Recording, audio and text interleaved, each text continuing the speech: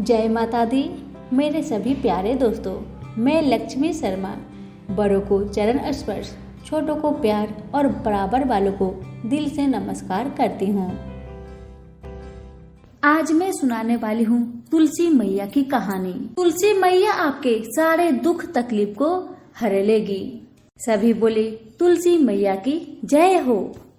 धार्मिक मान्यताओं के अनुसार जहाँ पर तुलसी का पौधा लगा होता है और प्रतिदिन तुलसी की पूजा की जाती है और उसके साथ ही जल से सींचा जाता है, वहाँ पर सदैव भगवान विष्णु और माँ लक्ष्मी की सदा ही कृपा बनी रहती है और ऐसे घरों में कभी भी खुशहाली व धन धान्य की कमी नहीं होती।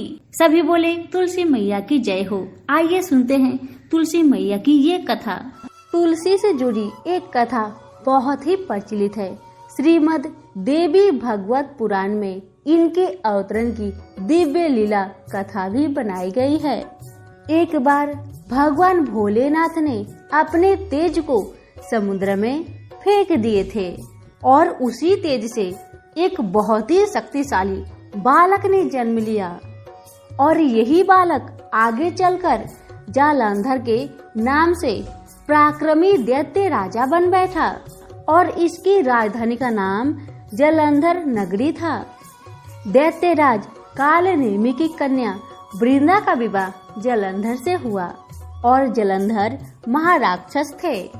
अपनी सत्ता के मद में चूर उसने माता लक्ष्मी को पाने की कामना से युद्ध किया, लेकिन समुद्र से ही उत्पन्न होने के कारण माँ लक्ष्मी ने उन्हें अपने भाई के रूप में स्वीकार किया और वहाँ से जालंधर पराजित होकर देवी पार्वती को पाने की लालसा में कैलाश पर्वत पर चला गया और जालंधर भगवान शिव का ही रूप धारण करके माता पार्वती के समीप गया, परंतु माता पार्वती ने अपने योग बल से तुरंत ही जालंधर को पहचान लिया और वहां से अंतर ध्यान हो गई और अपनी सारी कहानी भगवान विष्णु को सुनाई।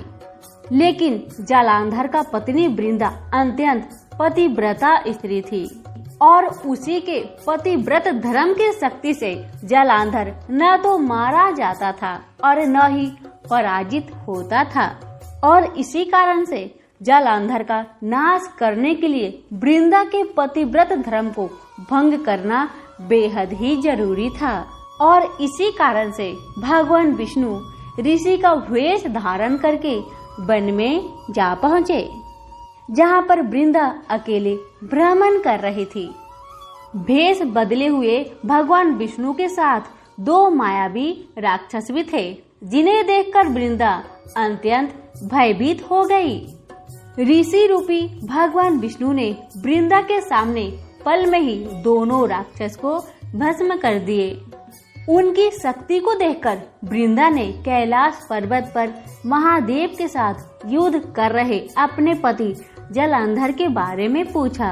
विष्णु रूपी ऋषि ने अपने माया जाल से दो बानर को प्रकट किए। एक बानर के हाथ में जालंधर का सिर था तथा दूसरे के हाथ में धड़ था।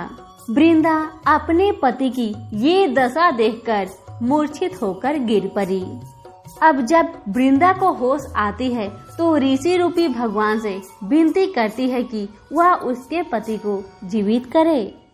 भगवान ने अपनी माया से पुनः जालंधर का सिर धड़ से जोड़ दिए, परंतु भगवान स्वयं भी उसी के शरीर में प्रवेश कर गए और वृंदा को इस छल के बारे में जरा भी आभास नहीं हुआ।